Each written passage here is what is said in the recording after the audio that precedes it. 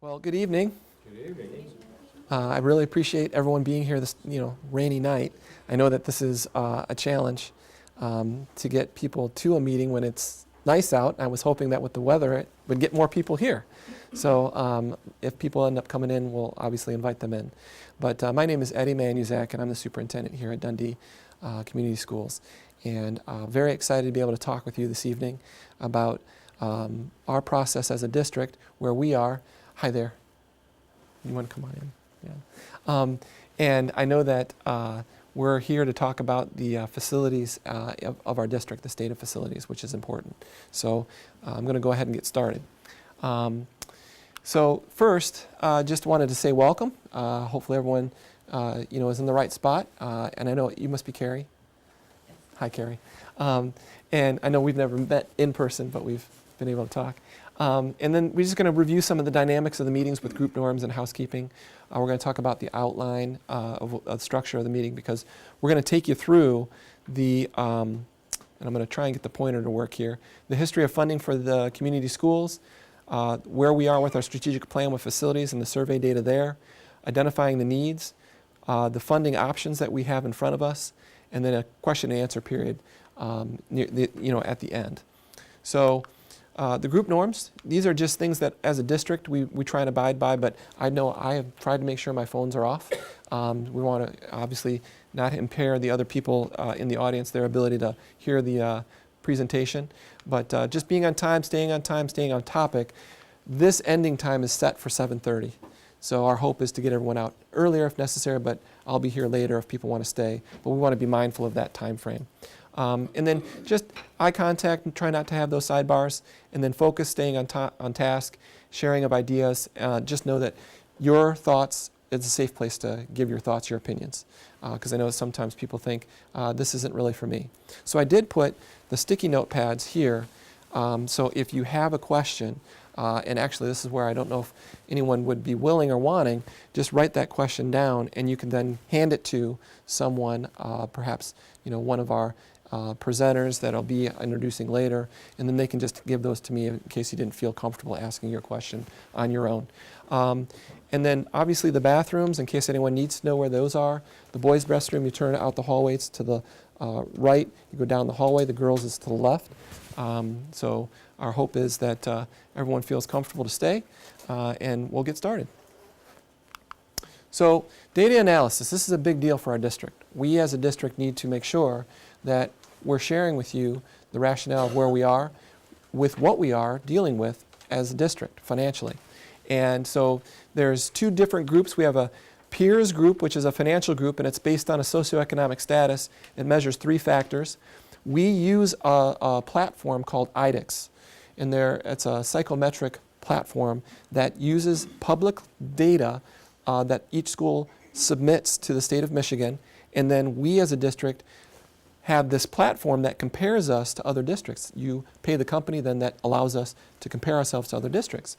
So for the peers group, when we do the financial data analysis, it has three components to the socioeconomic status, or the SES.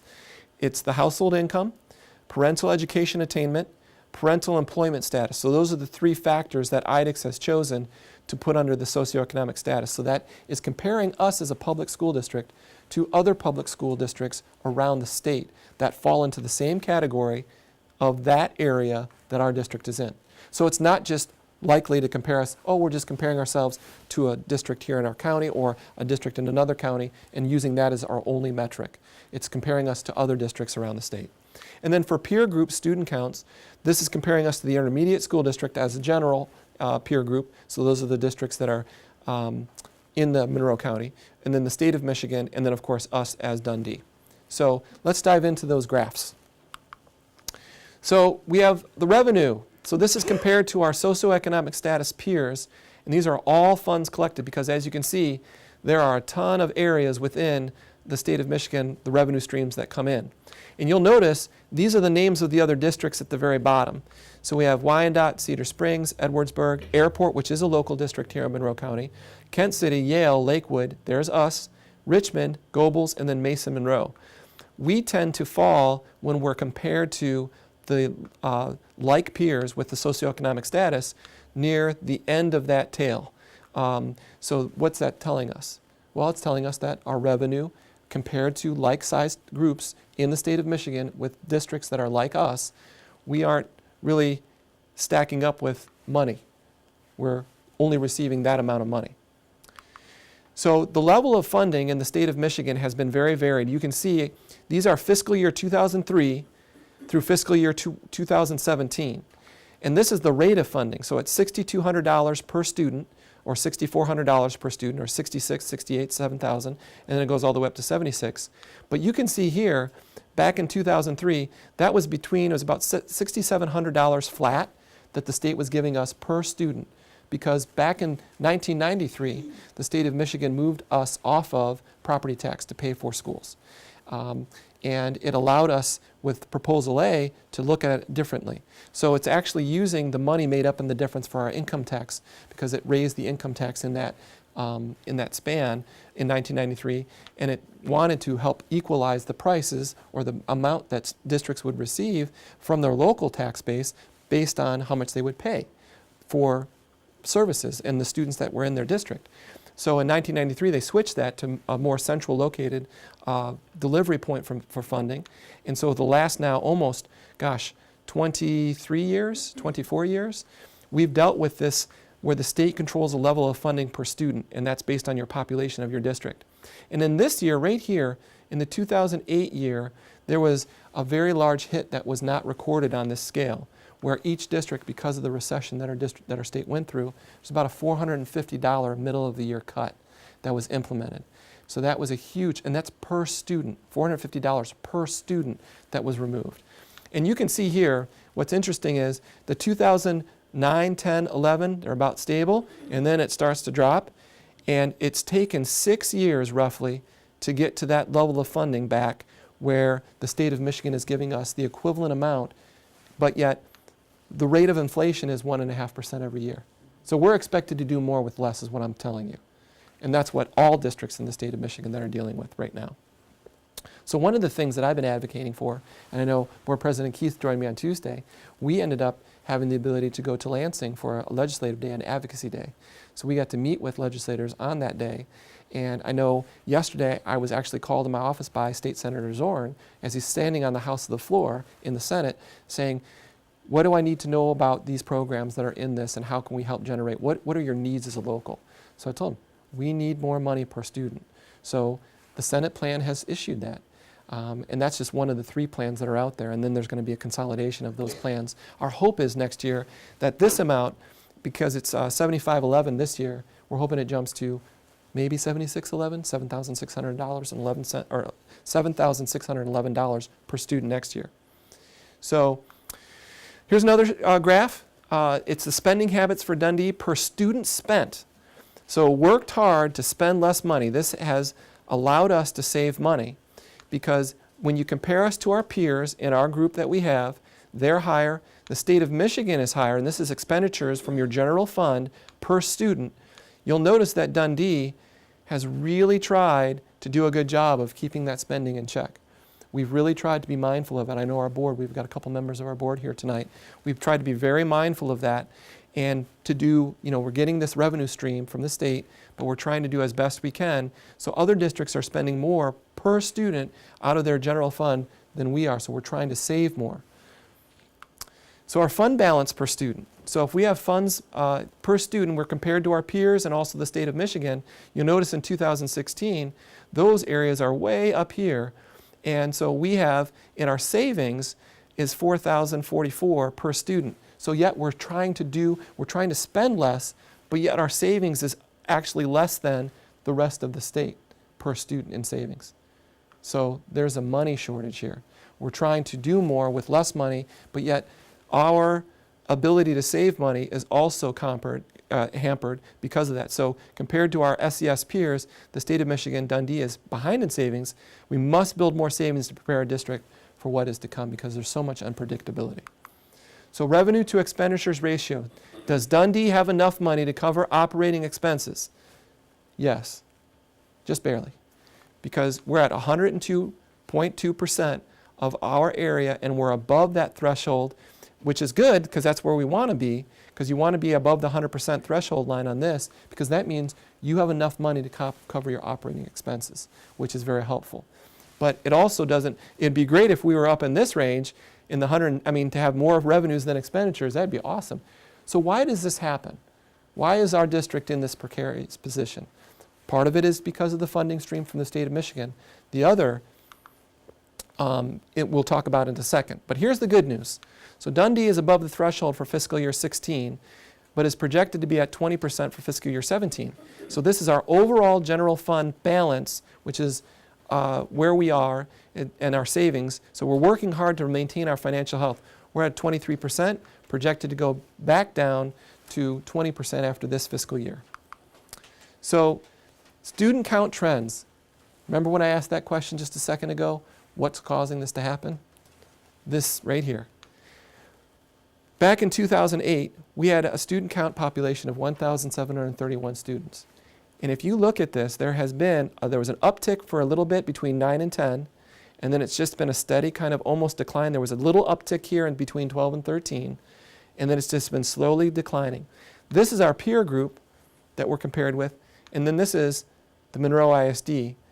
So we, because of what we have to do, we have a study that we've asked for. It's called a Middle City study, and it studies live population births in Monroe County.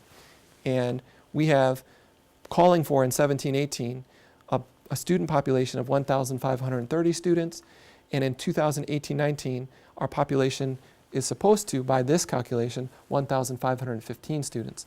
So that trend, remember, each student in our district equates to money that the state gives us. And if we're continuing to go down, it's slightly going down. What the Middle City study doesn't include sometimes is what we have in our district, which is infrastructure and the ability to bring families in, not based upon live births. So in the fall, we did have, in the spring, this is our audited amount, the 1,542 students. But in this spring, the spring of 17, which is not a part of this calculation, we had an unaudited student amount, meaning that these are the students that we have, but they're full bodies. They're not portions of students because we share programming with other districts. And when you do that, you can't claim the whole FTE or the full-time equivalency for that student in your district. So we end up having about 1,579 unaudited number. So we're hoping that there's a little uptick instead of that downward trend for 1,530. But when we build our budget for fiscal year 17, as we build it, it's probably going to be based on that 1,530 student count, because we have to be very conservative in how we forecast and budgeting, because each of these students represents money we receive in this, from the state.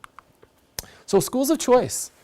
I know that this is always a big issue for some people, so let's talk about that.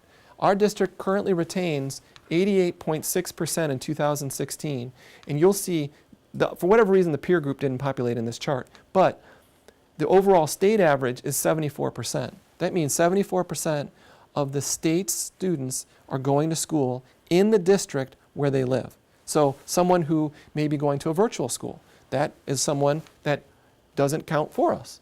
Or someone that is going to a neighboring district, that doesn't count for us. We want to make sure that we're investigating this and making sure we're trying to reverse that trend to get that level up higher, because every student we retain means that we're able to financially be a little bit more healthier. So where did they go?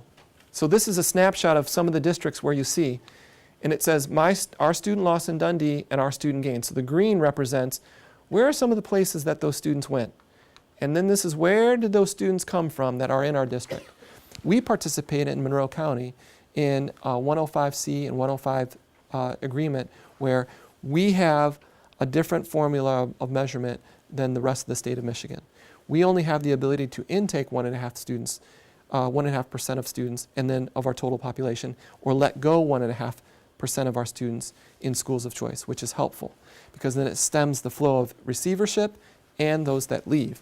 However, over time, those students and the 1.5%, some of them don't come back, and that's why those numbers are elevated, and that's one of the things that we're going to address in our district strategic plan. We're going to talk to these families that leave and find out why they left, and we want to make sure to do things that we can get them to come back in. So student count and how this affects funding. This is a big deal. So this is with our peer group. You'll see all of these groups here. Two of our peers, at Wyandotte and Edwardsburg, actually from the 2008 to the 2016 window, actually showed an improvement in their student count. Very rare in the state of Michigan to have that happen. Our district, unfortunately, is about an 11% loss of our overall student population over that 8-year period that we've had. So declining enrollment means less money for our district. Students equal revenue for our school district. And there are three ways to increase revenue for your school district. 1, more students. 2, you have a bond or a sinking fund request to the public. Or 3, donations. So if you have a donor, a wealthy donor that wants to make a huge donation, which anyone that is in the audience tonight, you want to go ahead and do, please see me after the meeting.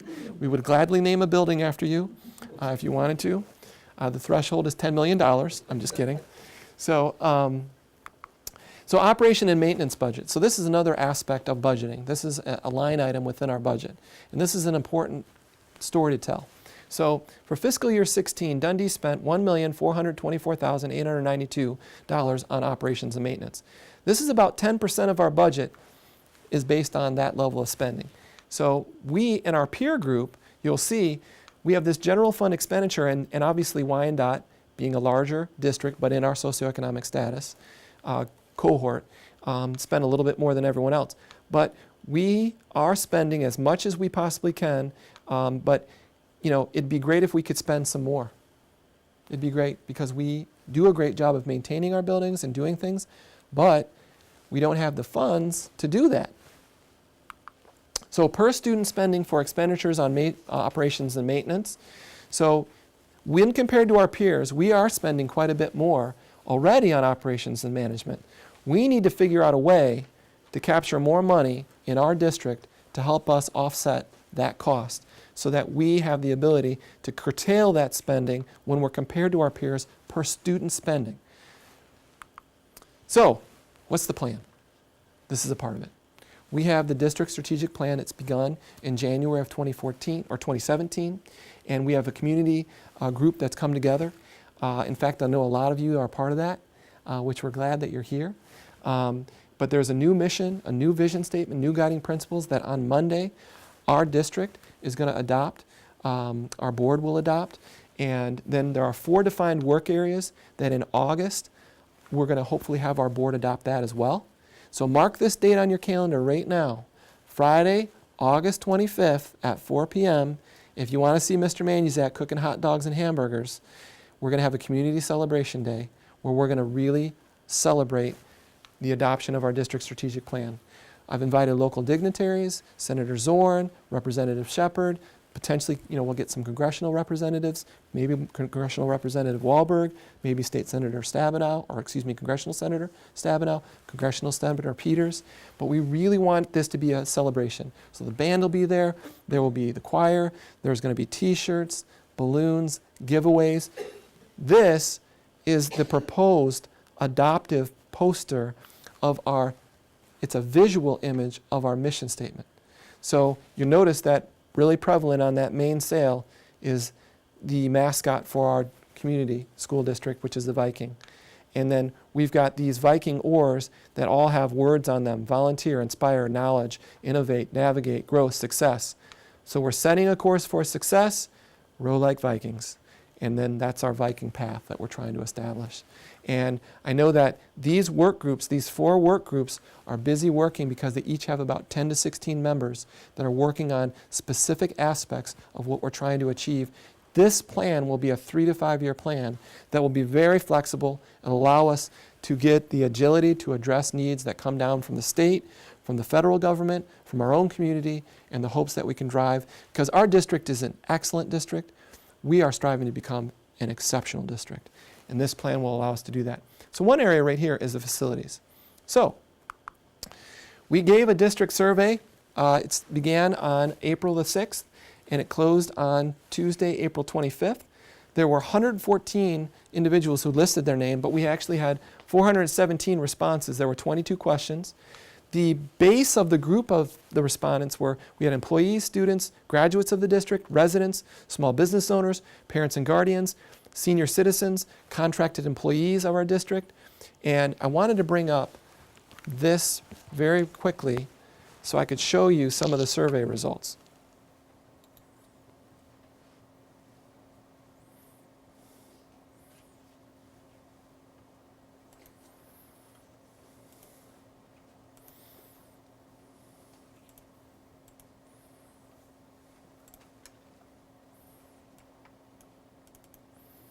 And it's much easier to show you on the computer.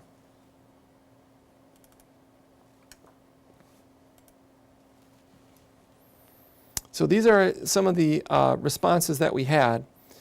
And as you can see, there are 417 of them. So which groups do you identify with? Those are the groups that we had just talked about.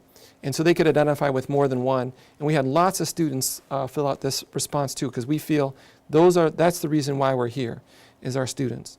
So the first portions of this document are about budgeting and transparency reporting, which I really want to just focus tonight on the facilities because we're going to release these results publicly as well.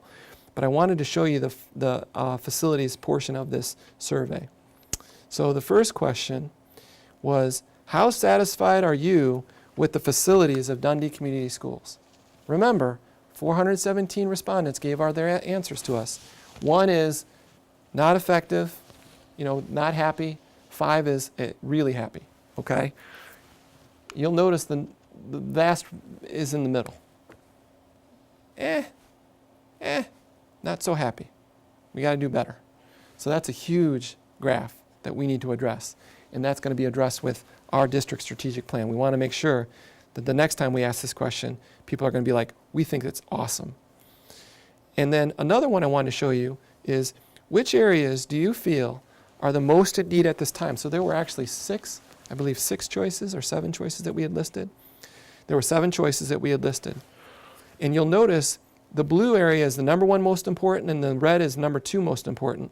And if you just get a glance at this, there were a lot of areas that were blue because that's the highest one, and it looks like the highest one in the response rate. There were 155 that said the middle school, elementary school parking lot. So that's a very important aspect to our district. I don't know if any of you have stumbled through those potholes. It's a safety issue. We need to make sure that it's better. The other issue that we're dealing with is the high school roof. 111 of the respondents made that be their first choice. Again, safety issue for our district. We want to make sure our students have a solid roof over their head and that they're not, if it's raining and it drips in the hallway or it drips in a classroom or it drips in somewhere, that they're not going to slip and hurt and get and have a problem, and it's also going to cost us a lot of money to repair that. Secure entryway at the high school, very high response rate here as well, 121. There isn't a secure entryway right now at the high school. So again, focused on safety. The middle school, no secure entry into that building. And what I mean by a secure entry is our elementary school, the superintendent's office, and Riverside Academy all have an electronic locking system on the door and a camera and a phone-in buzz system. Neither of those other 2 buildings have that.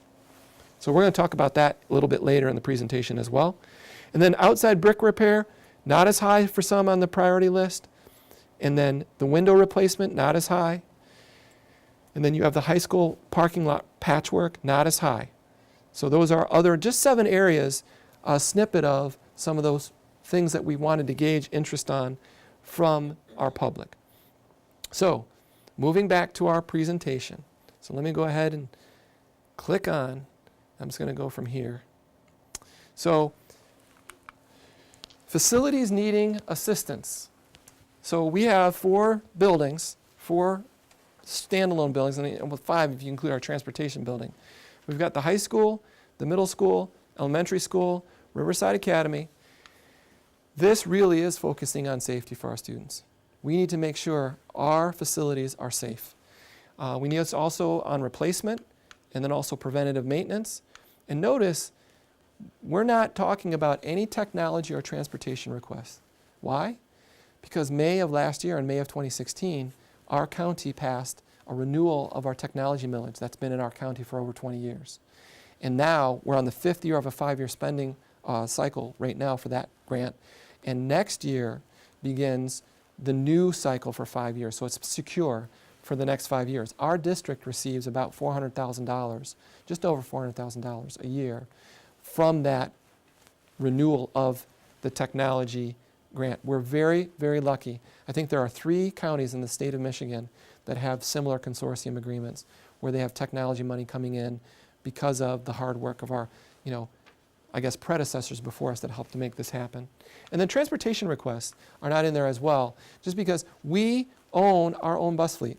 And we have a contracted provider that helps us get the employees to help us drive those buses. But whenever you go and you're talking about facilities needs, sometimes people in districts will couple that in. And it kind of is a facility need. It is and it isn't. But for us, we in April, our Board of Education just bought a brand new special education bus, and we also purchased a new used 77 passenger general education bus. Our hope is with our district strategic plan that we want to build in the cycle of replacement for those buses along the way, and we will use our general fund dollars for that. And that's an important thing I wanted to note. So, introducing a team that will help us. So we have four legs needed to work together. First and foremost, it's the community school district, so that's us. And I know Aaron Grove from Wolgast, he's here as construction manager. You want to raise your hand? He's an individual. Scott Heft from IDI, an architect. He's another individual. And then we have Carrie Blanchett here. She's from PFM, and we're glad that you made it. Came right from MSBO, a conference that's in a different part of the state. And then Carrie Shea from Troon kind of works closely with Carrie, so they're the Carrie team. But you need the four legs of this table, really, to make this whole process work. Because this is a very complicated issue that we're dealing with when you're looking at all of the needs that our district has from a facility standpoint. And I know that in August of 2015, so about 2 years ago, this district went out for a vote. And unfortunately, that vote didn't pass by 4 votes. And it was an extension of the debt on the bond at the high school, and it would not have increased anyone's taxes. It would just lengthen the debt of that. And unfortunately, it didn't pass. And that the aspect is, legally, there's not another time we can go back and do that request again. That time has come and gone. So that's not an option for us. And so we started this process as a district engaging with Scott. In fact, one of the early meetings I had was just to review our high school roof with Scott. I remember meeting with him back in the fall, and that was something that was on my mind already because I had heard and seen for myself that that was something that we needed to address. So we started talking then, and then as we got more involved, Wolgast, the construction management company, came involved because they have the ability to offer help when there's a complex facilities need like we have here, because there's lots of things that we need. And then last, we engaged Ms. Shea and Ms. Blanchett from PFM and Troon Law, because they're the ones that actually will help guide us through this process of making sure that we have a request that is viable to our public, that actually follows the letter of the law, making sure we have everything in place. Because it's very easy to allow things to slip out of place, and when you do that, it actually costs the district more money. So we want to be very mindful of that. So, what does that look like? Where are our needs? Well, everyone knows this, the high school roof. It is a challenge. These aren't great pictures, but I can tell you this, and if I turn off, I don't know, the light switch is over there, but you'll see this is actually a picture of the west side of our giant high school gymnasium, and this picture is of our natatorium, so it's the one that's closest, to the highway. And March the 8th, we had a once-in-a-generation windstorm that swept through our part of the area. 45-mile-an-hour sustained winds for 12 hours. We actually had roof damage on our roof. I mean, in addition to already knowing that there's a problem with the roof, we actually had roof damage happen. So we contacted our insurance provider, and believe it or not, yours truly was on the roof that next week looking with the insurance adjuster, and they have said to us, button up your roof. We're going to go ahead and give you the measurements of these things that with your roof, and we're going to work on with you to help you issue the money to help replace it with like materials. So currently our roof is shingled. Majority of our roof is shingled. And we're going to work with you, but when we give you the check, you can actually go ahead and have that check, button it up to a point where it's satisfactory for your needs and it meets our criteria, and the remaining amount of money, if you don't want to tear the entire roof off and redo it all, because we know that we have more of the roof that we have to repair, we're actually going to then hold on to that money, because then if we go back and we figure out what's the big plan with our roof, if we want to go with a shingle roof again, we'll do that. If we want to do a different type of roof, which I brought some samples, I know Aaron from Wolgast brought this to our attention, that this is actually a membrane that a lot of schools in the state of Michigan now are using to cover their roofs, even on the pitched areas of their roof. And you'll notice, what does it look like? Does it look like shingles? It looks like shingles, but it's plastic. It's a hard mill plastic, and there's different degrees of, I guess, assurances, like years that they'll give you based on the thickness of the plastic for a warranty on these. So there are some schools that have opted to put that on their roof. And then, of course, another option is metal roof on that building, because that obviously is one of those that's built to last, but there's options. So we just want to explore those, and I'll talk a little bit more about those in a bit. The gym floor. This is an area in our district that, because of some of the roof damage that we've had, has caused damage to the gym floor. There's been leaking happening. The wood has to be replaced in certain portions of that gym floor. The competitive gym, this aspect of the gym floor, there is no structural damage, so it's safe for our student athletes to be on that aspect. But if you're ever in that gym and you go this way in the gym, there's that other area of the gym, that's our practice area of the gym. There's definitely some things that need to be renovated there. So that's a big deal to our district as well, that we have to make sure that that's better. The high school needs a safe entry. There are there's glass doors. There's 4 banks of glass doors in this area. This is the picture of the main entrance, which is closest to the main office. And if you look at this photo, that's that area right here. The main office is actually way over here. So if somebody comes in that door that's unlocked, there is no other way than a visual look from the secretary, from that office, to see if somebody's come in that door. That's a problem. We need to fix that immediately. So that's something that also needs to be addressed and identified. The high school parking lot, not asking for a complete redo, but these are areas that have an aerial photo that just we know the square footage. If we don't maintain preventatively these areas, what happens? Prices go up because it damages even further. Kind of what's happened here with our middle school and elementary school parking lot. If you don't maintain it, it's going to be a problem. You can actually even see some of those fissures that have developed within the concrete, and this would call for a patchwork to be placed over those large areas so that the water and the elements don't have the ability to damage it further. So that's one of the areas too. The natatorium scoreboard, original scoreboard. Buildings have been in place 16 years. 16 years old. If anyone here has been to a swim meet, either at the youth level or at the high school level, this has become more and more unreliable for our students to use. It's an area that I know is a pride point for our community, and it's something that we could certainly use. You look inside. You ever been in the high school natatorium? You look up. It doesn't look very nice. And it's also not good to see that you've got this type of damage, the water coming in through the where the joints are in the roof. So that's an area that we also need to improve. So additional needs at the high school I don't have photos of, but things that we need due to the water damage, in the way that the roof had been done. There's damaged tile at the media center. I don't know if you've ever been to that area of the building. It is just not it doesn't look good. It's not safe. If you walk on it, it's possible students could trip, and it's just not good. We also want to remove, there's a removable gym wall that's there. It is exceptionally cumbersome. It is also a safety risk, just because we, our insurance provider, we want to make sure that we have one key. We can't give that key out.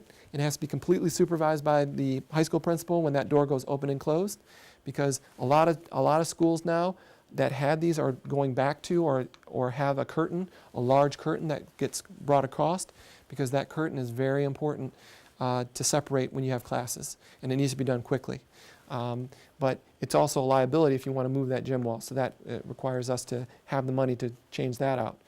So we also want to replace existing lighting in the media center with LED. And Aaron, the HID, I always forget what that acronym. High-density sodium. Yeah, high density sodium. But we want to replace it with much more energy efficient LED bulbs. And then replace the existing site lighting at the high school with LED too. So really about safety, but also making sure that, if you replace it, it hopefully over time you'll accrue savings because you're going to a much more higher efficiency way of lighting. So the middle school needs. Middle school parking lot. This is something that there's a lot of it there, and We just need to make sure that we fix it. When we discuss this, it not only would we want to fix this, it doesn't mean just putting another layer of asphalt over top of it. It means digging under the ground 20 inches, rerouting the downspouts in the water areas, making sure the storm sewers are working properly, and putting in something that's going to last, be built to last. It's not just a quick fix. It is completely tearing it out, putting a new one in, and then making sure that it, is properly maintained. So the gym bleachers at the middle school level, it's not a complete refurbishment, but on the side that we use typically for our athletic contests and for events involving students, we want to make sure that we have the ability to have these replaced. These are original bleachers that were in the building, and they sometimes don't properly function, and it's just not safe to have them. So we need to address that. The middle school, safe entryway. It's right over here.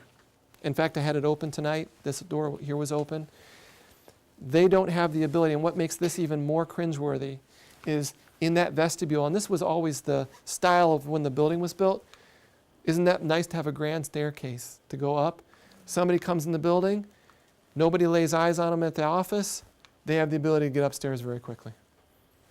We need to actually have a design that will allow there to be a second set of doors that has the system to allow there to be, someone that has the ability of point of contact, so they can't get in the building without having someone physically, tell them where to go, what to do, and that's very important to us. Another safe issue, classroom door safe to entry. A lot of these doors, original doors, it's hard sometimes, and then also the actual locks on the doors. We want to make sure that we have the ability as a district, because this building has been around for a long time, and I, as the superintendent, you want to see my key ring? This is my key ring, and I am the superintendent. And this isn't why we're doing it, but these keys over the time that I've been here, we need to make sure that there's accountability for those keys that are issued to those doors as well. And over time, people get a hold of these keys when they make sure that we've got keys that are held in account for, and we want to make sure that those doors, because part of our safety protocol involves alert, lock in place, inform, counter, and evacuate.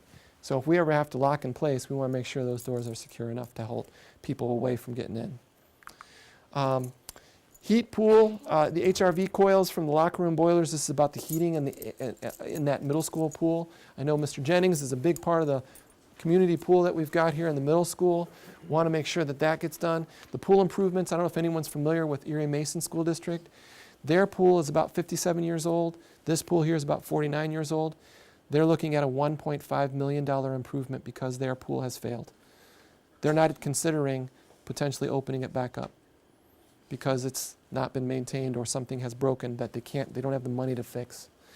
And I don't want that to happen to our pool here. We're very fortunate. Our district is so lucky that we have a community-driven pool that we have a lot of use with, but then we also have our competitive pool where our student athletes are able to participate. Very lucky. We want to be able to maintain that. The middle school bleacher improvements too, if you've been in there, those are pretty old bleachers. It's hard to get them out, get them in. In fact, you can't do that sometimes. We want to get all those out, put something in there that's much more user-friendly. And then the removable wall in the gym, there's one there too. I don't know if you've ever seen it. It looks like it's, original one that was there too. And we need to replace that with a much more easy way to separate those two areas of the gym with the curtain. So our elementary needs, same photo, same need because it's connected. The elementary and middle school parking lots. That's a very important thing. And then this is also a big deal. The elementary building, classroom safe entryways. Lots of windows on those doors. Lots of entry points. Even if you barricade in place, people still can get in those doors. It takes a lot of effort to keep people out. And then these, we believe, are some of those original hardware on the doors, over 50 years old. So it's important that we keep up all those areas of our district. The elementary kitchen, original kitchen. This is our walk-in freezer. Hi there. It's great. Yep, super. We do have a small walk-in freezer. You'll see it. You can't even see it. It's around the corner there. Literally the size of a small closet. Not equipped not equipped to deal with what we have, the demographic of needs we have with our students. And then this area here, we want to basically restructure this, and then, this entry line, you can see these cabinets, original millwork that's been in that location. Definitely want to make sure that we're using our space very appropriately. This needs to be upgraded. So elementary school additional needs. Replace the stair, handrail, and guardrails that are around the back of the building. It's very expensive to do, but we want to be compliant, some of that ADA compliant. But at the same time, it needs to get done. Partial masonry replacement, if you're not preventative in what you're doing to take care of the building, it's going to cost you a lot more money down the road if you don't take care of it properly. Fire alarms. Need to upgrade the fire alarms in that building desperately. Very important that we do that. The school sign out front, it's been 2 years since it's worked, the elementary school sign. We need to take care of that. Replace the exterior lighting with LED, and this is a big safety issue too. When that parking lot gets placed in there, we need additional safe lighting for that location. That's very important for us to have in place. So, other buildings, Riverside Academy needs windows. So, Mr. Walentowski took a photo of me, or took a photo for me. One window. So, they have a lot of windows though in their location. I forget how many, I think it's over 28 windows or something. 24, 25 windows. A lot of windows in that building. So we need to take care of that building too. And then this is a big deal too. This is a safety concern. Community of Blissfield. I'm just talking to one of their board members today. Happens to be on staff here. And someone else had told me that it doesn't take much for something to happen. Why are we going to wait for a 4-year-old to fall through our bleachers to make a decision for our board to spend the money to replace our bleachers at our high school football field? Why are we going to risk the safety of a child when we could do something about it now? We have to make sure these are compliant with current ADA regulations. So if somebody is physically challenged or physically handicapped, they can come to the game and enjoy it just like everyone else. And it's a challenge because right now, we don't have that. We're grandfathered in to that rule. That's how we're able to do this. But we need to make that change. So that's a big deal. And not only the home side, the visitor side too. So that's a big deal to us. So what does that tell you as a public? Is the stadium going anywhere? Nope. Staying there. Big deal for our community. A lot of pride in that field. In fact, went to a game, spoke to a gentleman.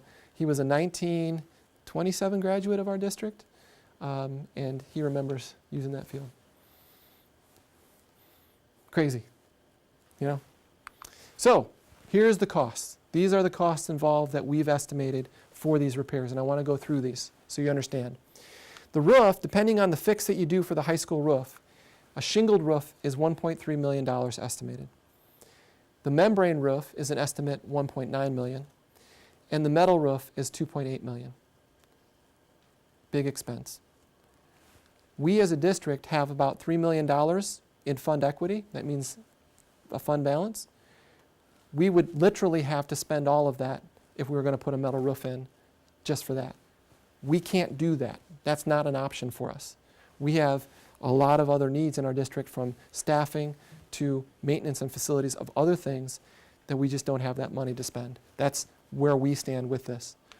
The gym floor, to do that, is $51,000. The safe entry is $18,000. The media center damage was just above $23,000. The gym curtain to replace, tear out, $34,000. Pool area ceiling, $50,000. The media center lighting replacement, $6,800. The high school pool scoreboard is $100,000. The LED lighting for the building is estimated at $55,000. The parking lot, to do those fixes that we talked about, $170,000. So that range is right here, 1.8 to 3.1. And then the fees and costs. Now, I'm glad that Aaron's here from our construction management company. This involves making sure that they have the proper permits pulled, making sure that they go through all of those areas. But then, if you've ever repaired anything in your own home, you have to have money set aside for contingencies. So that's what this does too. There's money in there for contingencies, correct? Yes, there's contingencies, fees, permits, plan review, all the stuff. All the stuff that's included has to be done. Because if we take this role on ourselves, we open ourselves up to liability. That's why we connect with companies like Woolgas, because they take on that responsibility to say, we're going to make sure everything is done to code. We're going to make sure everything is done right. We're going to make sure everything is done well. And that's why we have them aboard. Middle school safe entry, $35,000 estimate. Gym bleachers, $62,000. The gym curtain in the middle school is $17,000. The safe classrooms, $138,000. The middle school improvement, pool improvement, $100,000 for the heating, the exterior heating of the air. The pool bleachers at $13,500. The pool heater, $115,000. I'm sorry, yeah, pool heater. And the improvement was making sure the tile work in the pool. And then the middle school parking lot, that's just the middle school parking lot, $300,000, just over. Total of $785,000. Fees and costs added into that makes it to be about $951,000. The elementary school, safe classrooms, $134,000. The elementary kitchen, $148,000. Handrail, guardrail, $30,000. Masonry work, $18,000. Fire alarms, yes, fire alarms, $80,000. Very expensive to do. School sign, $20,000. LED, $25,000. Parking lot lights, $27,500. The elementary school parking lot, $422,000 to completely renovate, repair. So you have a total of $905,000. Fees and costs, $200,000. Another total of over $1 million. And then the windows, $28,800. And then the fees and costs estimated $10,327. $39,127. Football field bleachers estimated to be about $250,000. Fees and costs estimated to be $100,000. $350,000 for that projected there. Grand total scale between a $5.1 to $6.6 million project. But you saw all the projects that we're considering. These are a lot. So obviously the March 8th, we want to use that money to offset some of the costs there. So 1 mil is worth $400,000 for a sinking fund request. And I'm going to turn to Carrie. Do you know a mil? Can you explain a mil so that our public here understands that? So per $1,000 of taxable value on your house, it's $1. So Okay, that's, it's what it is. Okay. So you have $400,000 though that we would generate as a community based on our tax base because this request goes back to the public. So with a $400,000 request, if we had 1 mil request, it's $400,000 for that individual year. The most we can request under a sinking fund option, because that's one of the sources of funding we could look at, the most you can request for 1 year is up to 3 mils.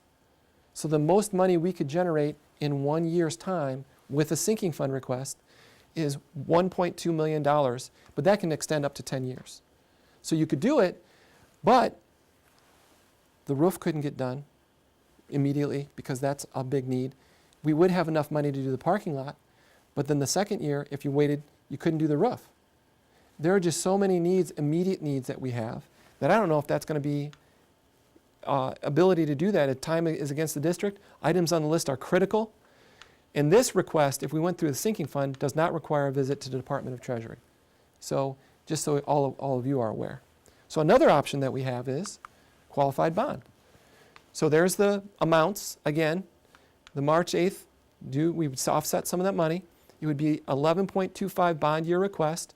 So if we went after a 0.75 mil request for 11.25 years, it would generate a lump sum initially where we would have the ability of 5.325,300 for our mill request if we went 0.75. So that's 5.3 million that we would have to spend on these projects right here.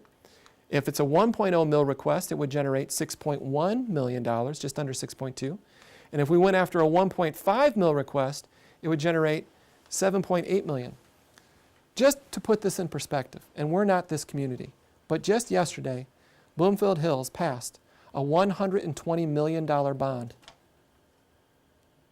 We're asking the public here in Dundee, at most, for a 6.625800 mil request, comparatively, okay? Just looking in perspective. So this does require a visit to the Department of Treasury. So, yeah, because it's qualified, you have to have everything in order. There's no question about what you're going to spend it on. So, how would this affect you if this were gone after, okay, as a public? So if your taxable value of your home is if your home is worth $100,000, the taxable value on it is $50,000, okay?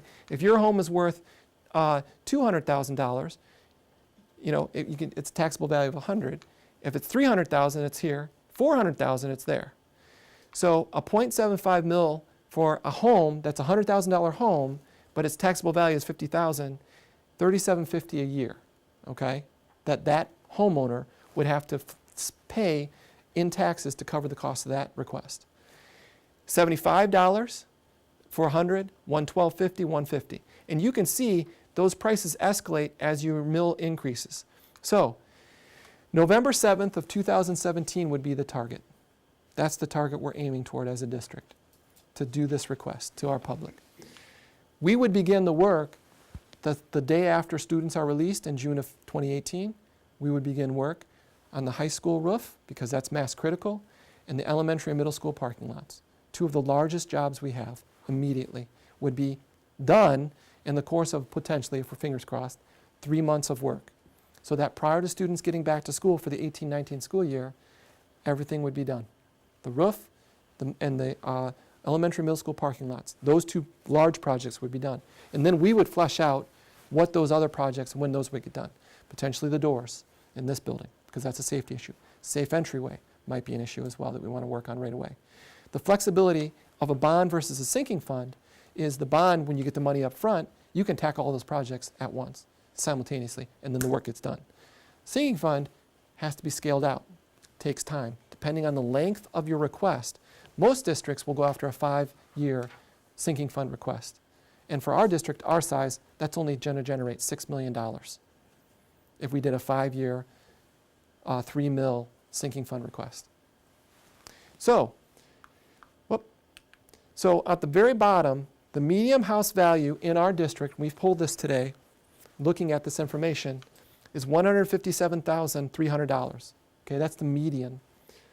And the taxable value of that is $78,650. And if our math is accurate, which I'm hoping it is, for a 0.75 mil request, that would be $59 a year. For a 1.0 mil request, it would be $78.65. And for a 1.5 mil request, it would be $118 a year that we would ask. So for the cost of a pizza, you could help our district, our public could help our district get all of these things done. Actually less than the cost of a pizza. Oh, well, if you got the hot and ready, like the $5 one, maybe a little bit more. It's about $9 a month. That's pretty low for the stuff that we need done. At least that's our opinion. So the video link of this presentation will be available. We're hoping by May the 12th, we'll put that on our website so anyone that was not present tonight can hear this. We're going to load this PowerPoint up also on our website so you can see it. And then you can always reach me, and there's my phone number and my email address.